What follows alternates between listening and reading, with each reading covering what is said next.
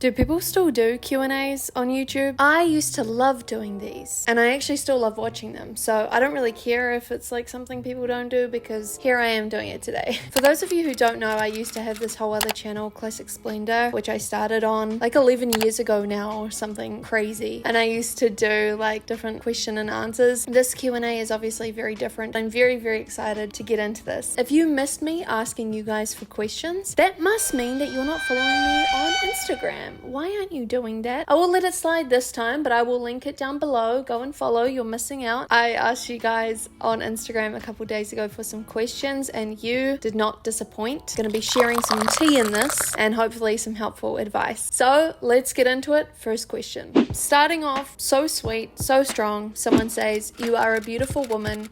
Do you find that people expect you to be a certain way and you aren't?" Great question. Yes. First off, thank you for saying so. And secondly, short answer, yes. I think that I have always been in a position where people just kind of haven't understood me, perhaps because of the way I look, the way that I hold myself. I'm a very shy person. I'm a very introverted person. Everything that I feel is very internalized. There's nothing kind of externalized at all about my struggles. So I think that for a lot of my life, probably one of the biggest reasons why I was diagnosed so late in life is because of the way that I hold myself and the way that I present to the world. On top of that, I made sure that one of my special interests was like makeup and fashion, and that's actually where I got started on YouTube, my love for both those things. I now realize that the reason that I loved that so much was because it gave me a way to look normal, I guess. I think sadly a part of autism is it's very stereotyped, and they don't believe that someone who can be interested in their appearance,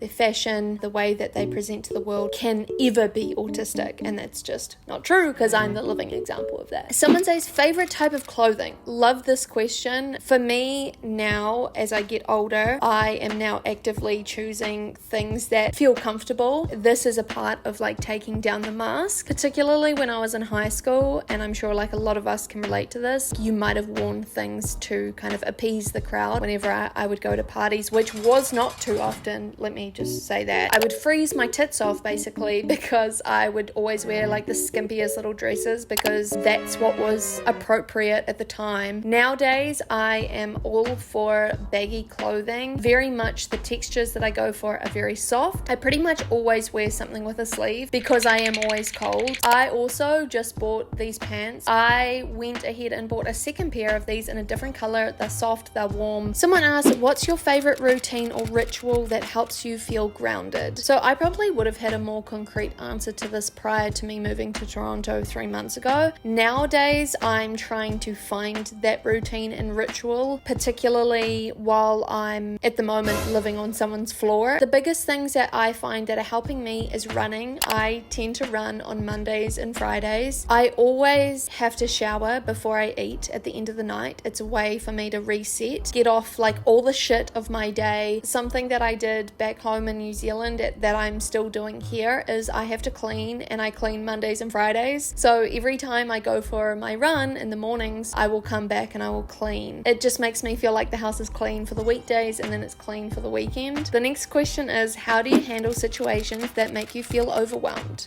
Well, that's pretty much every day of my life. The first thing, I carry my loop earplugs. They go with me everywhere. I don't leave them behind. I pretty much wear them on a daily if I'm with other people. If I'm on my own, I will have my earpods in and listen to music and have the noise cancellation feature. I think as well in a situation like this, which what I'm imagining is like a really full-on party scene, like that's when I feel the most overwhelmed. I will like go and wash my hands. Again, it's just like a cleansing thing. I feel like I can reset myself. I need to feel warm. Everything in my life is made worse. The emotions are made worse if I'm cold. So I try and find warmth. And on top of that, hopefully that warm place is like a little corner in the room away from people. That's what I would do if I couldn't leave. But if I'm feeling that overwhelmed, I will just leave and go home and go shower. So there are a lot of questions that people are asking around, am I dating, that kind of thing, which I didn't realize would be a topic of conversation, but I guess here we are. And then people are also asking, have I ever dated a neurodivergent neurodivergent person / would I? So to answer your question, am I single? Yes, I am single. Have I ever dated a neurodivergent person? Actually, no, I haven't. And it's something that I'm not sure why I haven't, but I really wanted to take this as an opportunity. I have been wanting to talk about this a little bit more. I haven't known quite where to talk about it, but once I saw that questions were coming in regarding this topic, I thought, you know what? I think I need to share something. What I have recently realized about myself, perhaps since moving out of my home country and moving to a place that is far bigger than my home country, is that I am queer. I don't know if this is like a coming out video. I don't think it's really that important, particularly because I'm 28 years old and everyone's kind of doing their own thing anyway. But this is nothing new to me. I think it will be information for those who know me that is quite new, unless we were particularly close and then I perhaps would have mentioned something to you at some point. It is something as well that I want to make a video on, and I'm thinking that my next video is going to be kind of around this topic. I think being queer or being from the LGBTQ plus community and being neurodivergent goes hand in hand. So it kind of does make sense. It certainly doesn't surprise me that I have ended up here. It's been a part of me that I've always known about. Never had a chance to kind of explore, something that I'm sure I will talk about in a future video, but yeah. Don't know what to say about it, but rainbows all around. The next question is, how's the job hunt going? I get this question so many times, and unfortunately I don't have much more of an answer for you guys. I've been in Toronto for 3 months now, and it's pretty much been 3 months of consistent job hunt search. Nothing has kind of happened. I did actually get a job a few months ago, and unfortunately it just wasn't enough hours that they were providing for me, so I couldn't take the job. I had an interview yesterday, but I was told that 4,000 other people applied for the roles in this particular place. So please send me all your well wishes, all the positive vibes on getting a job, because it's a tough one. I'm continually documenting my job hunt search for a future video for you guys to make you feel less alone and also to give you some inspiration once I find the job. It's an ongoing process that I try not to think about too much, because if I do, I will spiral. So we will continue. Someone asked me, do you hold grudges? Bruh. To anyone that knows me, they know that the answer to this is absolutely I do. I am autistic. I think in all or nothing thinking, and unfortunately what that means is when someone I feel does me wrong, I don't know how to come back from that too quickly, because they're either labeled good or bad. Do I agree with this? Would I recommend this way of thinking to anybody? No. I'm working hard to try and sit in the grey a lot more. Do you think that you can ever get over anger issues? I honestly do believe that you can. I've been pretty open with you guys talking about my anger issues. If you'd like a full account of how bad my anger issues actually were, I will link the video to that down below. I mean, I essentially had it very bad. My mum and I have had some of the worst, most ugliest arguments that turned physical, particularly on my account. I'm not proud of it. I have thrown things. I have acted out hugely. And I know that when I say that, there are going to be a lot of people who feel quite surprised because I'm sitting here,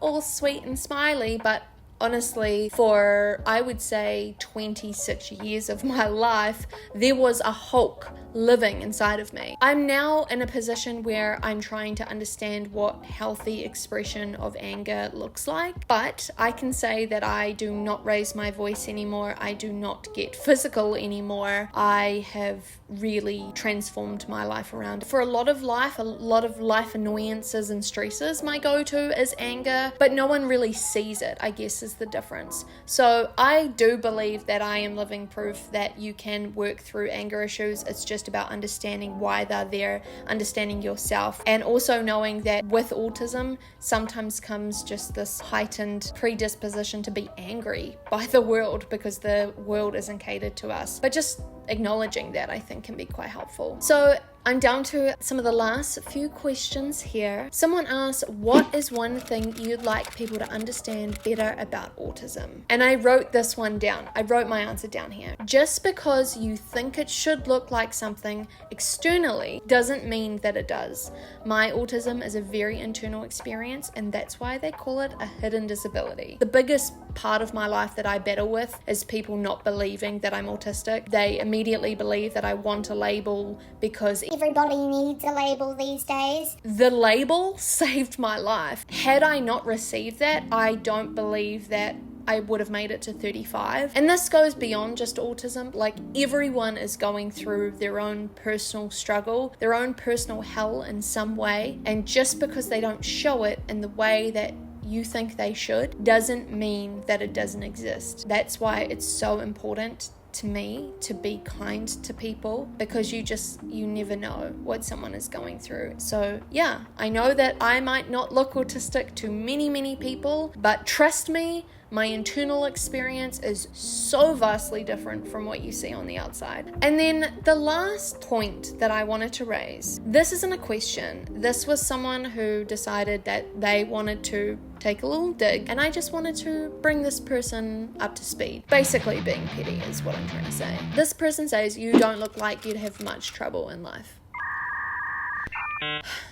In some ways, no. I have lived, still live, and will continue to live a very privileged life. But just because I have lived and will continue to live a privileged life doesn't mean that I don't go through my own battles and my own struggles. I'm not sure what this person is implying, whether they're implying like because of the way I look or, the way that I carry myself. But again, I think it comes back to the previous answer that I gave. Just because it might look one way doesn't mean that it is that way. And it's always important to check yourself when you are thinking like that. You've only walked a day in your own shoes. It's very easy to cast judgment on other people. Always show kindness and try and give people the benefit of the doubt. So there you guys go. I'm going to leave it there today. Thank you very much for listening in on today's video. If you would like to be featured in a future Q&A, if I decide that it's cool enough to do another one, be sure to follow my social medias down below, and I will talk to you guys very soon.